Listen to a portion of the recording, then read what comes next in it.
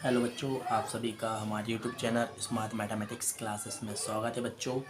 तो हमने अपनी पिछली क्लास में एक्सरसाइज 1.2 कर ली थी। हम क्लास 10वीं की एनसीईआरटी बुक का सिलेबस करा रहे हैं, ठीक है ना। तो हमने अध्याय 1 में अभी तक एक्सरसाइज 1 और एक्सरसाइज 2 को कर लिया है। आज की क्लास में हम एक्सरसाइज 1.3 करते हैं, ठीक है ना बच्चों। तो हमने अध्याय 1 में पढ़ा है वास्तविक संख्या क्या होती है, तो उसके बारे में हमने चर्चा कर ली है, ठीक है। तो वास्तविक संख्या जो होती है ना, आपको एक बार और बता दूं, वास्तविक संख्या प्राकृतिक संख्या, पूर्ण संख्या, पूर्णांक और अपरिमेय संख्याओं का मिश्रण होता है, ठीक है ना। वास्तविक संख्या को इंग्लिश में रियल नंबर बोलते हैं बच्चों, ठीक है ना। उनकी अलग से वीडियो मैंने अपलोड कर दी है, तो आप वहाँ पर जाकर देख सकते हैं, ठीक है ना बच्चों। तो अब हम देरी किए बिना अपनी एक्सरसाइज 1.3 करते हैं, ठीक है ना बच्चों। तो हमारा प्रश्न एक बोल रहा है, सिद्ध करना है कि √3 एक अपरिमेय संख्या है, ठीक है ना बच्चों। तो अपरिमेय संख्या जितनी भी अंडर रूट में जो संख्याएं होती हैं, जिनका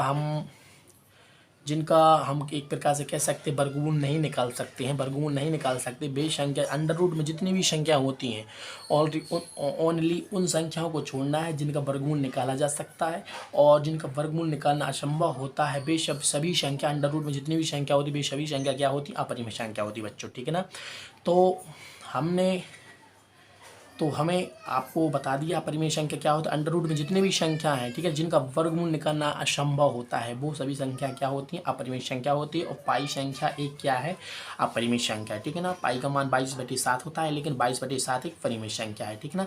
तो बच्चों हम बात कर रहे हैं, प्रश्न हमारा एक है, तो हम देरी किए बिना हम अपनी क्लास को प्रारंभ करते हैं। प्रश्न एक करते हैं, ठीक है ना। तो दिया गया सिद्ध करना है कि √5 एक अपरिमेय संख्या है, ठीक है ना। ठीक इसी की प्रकार का दो सवाल और दिए गए। एक हमारे उदाहरण दिया गया, उदाहरण 9 नंबर का दिया गया है, √3 एक अपरिमेय संख्या है, ठीक है ना बच्चों। और एक प्रमेय दिया गया है, प्रमेय हमारा है कि प्रमेय एक 1.4 प्रमेय है, बोल रहा है √3 एक अपरिमेय संख्या है, ठीक है ना बच्चों। तीनों प्रश्न एक ही जैसे करना है, तो इसलिए हमने तीनों को लिख लिया है। तो हम प्रश्न एक करते, जिस प्रकार से प्रश्न हम एक करेंगे उसी प्रकार से आपको प्रश्न जो उदाहरण 9वां और प्रमेय 1.4 जो हमारा है ना, ठीक उसी प्रकार से करना है। जहाँ जहाँ हम √5 लिखेंगे, ठीक है ना, और तो वहाँ हमें क्या लिखना है, √3 या 3 लिखना है, ठीक है ना। तो बच्चों हम करते हैं। तो हमारा प्रश्न पहला है, प्रश्न एक है, तो प्रश्न एक को हम करते हैं। हमारी 1.3 एक्सरसाइज है, तो इसका पहला प्रश्न कर रहा है बच्चों। देखो हमें क्या लिखा है, अपरिमेय संख्या है, ठीक है ना। तो हमें मान के चलना है इसका विपरीत, लेकिन हमें मालूम तो यह है अपरिमेय संख्या, लेकिन हमें सिद्ध करके देना है। तो सिद्ध करके देना है, तो हम क्या करेंगे, इसका विपरीत मान के चलेंगे।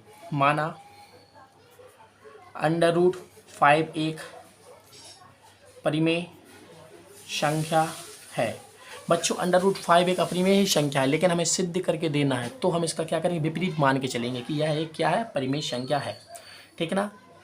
इसलिए ठीक है ना, क्या माना हमने, माना √3 एक परिमेय संख्या है। तो परिमेय संख्या के क्या मतलब होता है, वह संख्या जो अंश और हर के रूप में लिखी उसे क्या मानते हैं, परिमेय संख्या कहते हैं, जो अंश और हर के रूप में। तो हमने मान लिया है जहां P और Q दो पूर्णांक धनात्मक पूर्णांक की संख्या क्या है बच्चों, धनात्मक लेना है, ठीक ना, धनात्मक पूर्णांक संख्या है, तथा P और Q का महत्तम समापवर्तक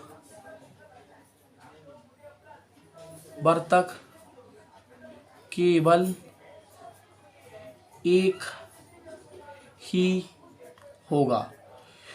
महत्तम समापवर्तक का मतलब होता है बच्चों, इनका जो उभयनिष्ठ है, महत्तम समापवर्तक जब भी ज्ञात करते थे उसमें क्या बताते थे, उभयनिष्ठ अवयव लेना है।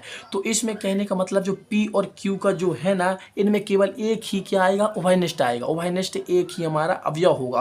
उभयनिष्ठ का मतलब होता है कि एक बस एक यहाँ आएगा पी के जब पी ऊपर वाले पी में भी एक ही अवयव आएगा, ठीक है। अवयव जो एक है, एक क्या है, एक ना ही अभाज्य है ना ही भाज्य। हमने आपको बताया संख्या एक जो है ना ही भाज्य ना ही अभाज्य।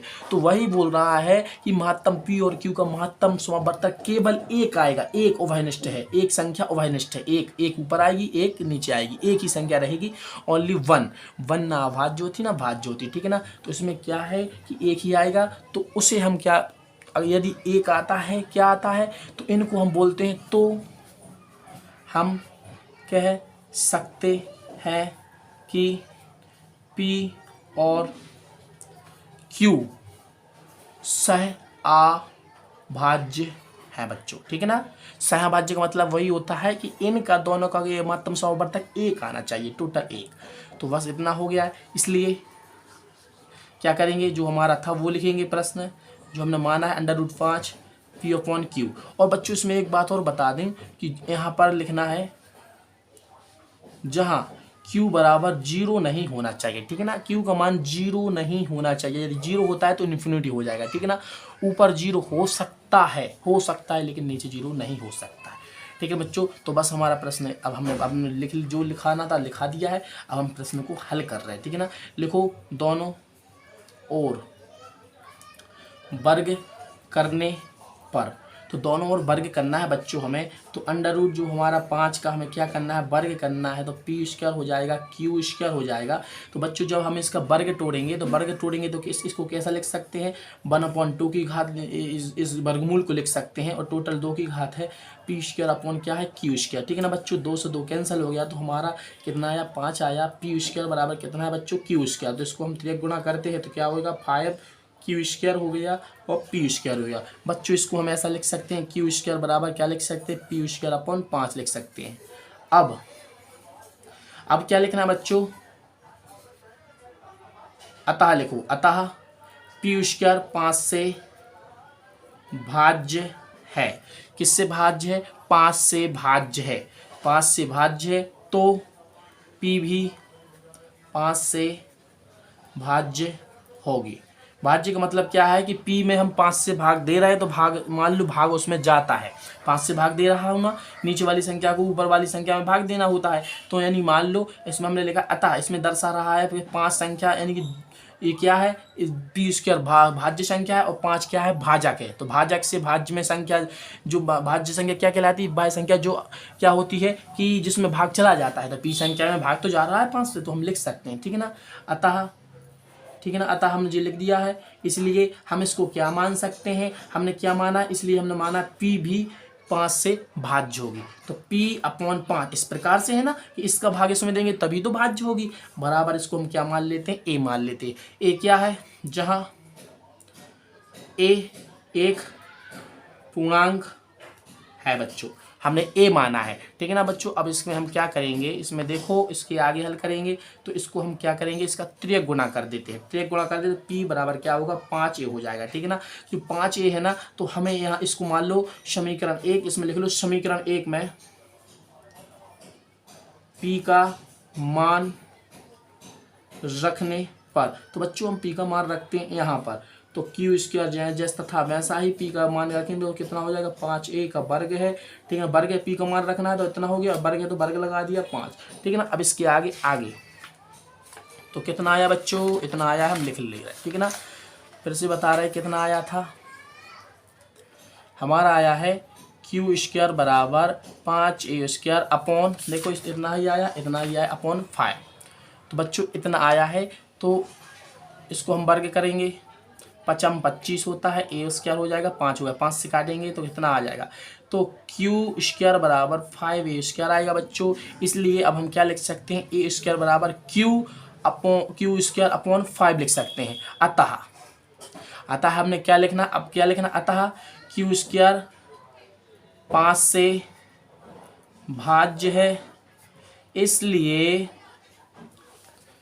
Q भी 5 से भाज्य होगा, ठीक है ना बच्चों। तो हमने क्या लिखा है, जिस प्रकार से उसमें लिखा था उसमें P आया था, अब क्या है, Q आया है। तो अब क्या है, Q है, तो Q अपॉन हम 5 लिख सकते हैं। इसको हम क्या मान ले, B मान ले, एक मान ले हम क्या, A भी क्या है, पूर्णांक है, ठीक है ना, क्या है माना है, ठीक है ना, माना है।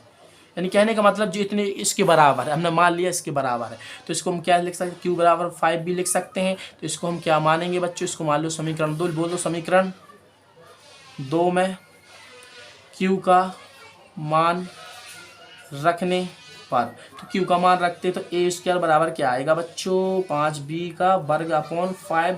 तो ए स्क्वायर बराबर कितना आएगा, 25b स्क्वायर अपॉन 5 से काट देंगे तो ए स्क्वायर बराबर कितना आया बच्चों, 5b स्क्वायर। तो बच्चों देखो हमने इसमें क्या लिखा था, हमने लिखा था, देखो अब प्रश्न में पहले हम जहाँ से लिखा था वहाँ से बता रहे हैं। हमने लिखा था कि जो हमारा p और q क्या है, हमने दो पूर्णांक संख्या मानी है, ठीक है ना।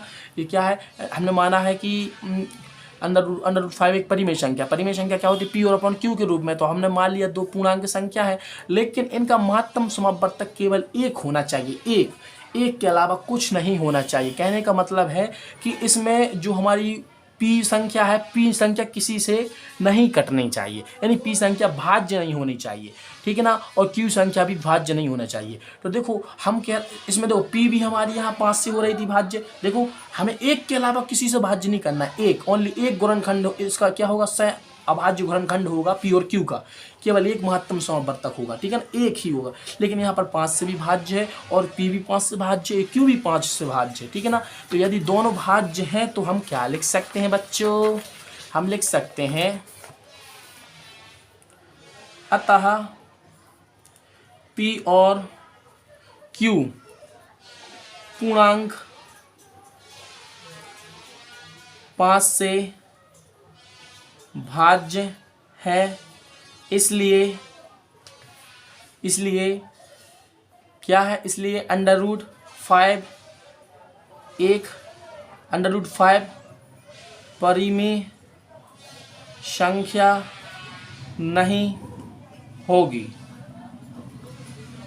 संख्या नहीं होगी, अर्थात अंडर रूट 5 एक अपरिमेय संख्या है, अतः यह क्या अपरिमेय संख्या है।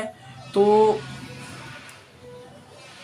परंतु हमें विरोधाभास उत्पन्न हुआ था कि अंडर रूट 5 एक परिमेय संख्या है, परंतु ऐसा नहीं है, अंडर रूट 5 एक अपरिमेय संख्या है, ठीक है ना बच्चों। तो हमारा जो प्रश्न एक हमारा हल हो गया है। तो देखो बच्चों हमने क्या लिखा है, हमने लिखा है p और q हमने दो पूर्णांक माने, ठीक है ना। परिमेय का मतलब क्या होता है, p अपॉन q के रूप में। तो q बराबर 0 नहीं होना चाहिए, p बराबर 0 हो सकता है, ठीक है ना, हो सकता है, लेकिन q बराबर 0 नहीं होना। यदि 0 होता है तो इन्फिनिटी आ जाएगा। और बोला है p और अपॉन q का क्या होना चाहिए, महत्तम समावर्तक केवल एक होना चाहिए, ठीक है ना। p और q का महत्तम समावर्तक केवल एक होना चाहिए। तो इसमें एक के अलावा क्या आ रहा था, 5 आ रहा था, यानी कि p और q के एक के अलावा 5 से भाज्य हो रहे थे, इसलिए क्या है कि यह एक अपरिमेय संख्या सिद्ध हुई, ठीक है ना। हमने माना था परिमेय, लेकिन ये परिमेय संख्या नहीं है, इसलिए हमने सिद्ध किया है कि यह अपरिमेय संख्या आया है। तो बच्चों जो प्रश्न हमने उदाहरण लिए हैं, कौन कौन से उदाहरण लिए, उदाहरण हमने 9 और परिमेय 1.4 है, ठीक इसी की प्रकार से है, ठीक है ना। जहाँ हमने अंडर रूट 5 लिखा है वहाँ क्या लिखना, अंडर रूट 3 और अंडर रूट 2 लिखेंगे, ठीक है ना बच्चों।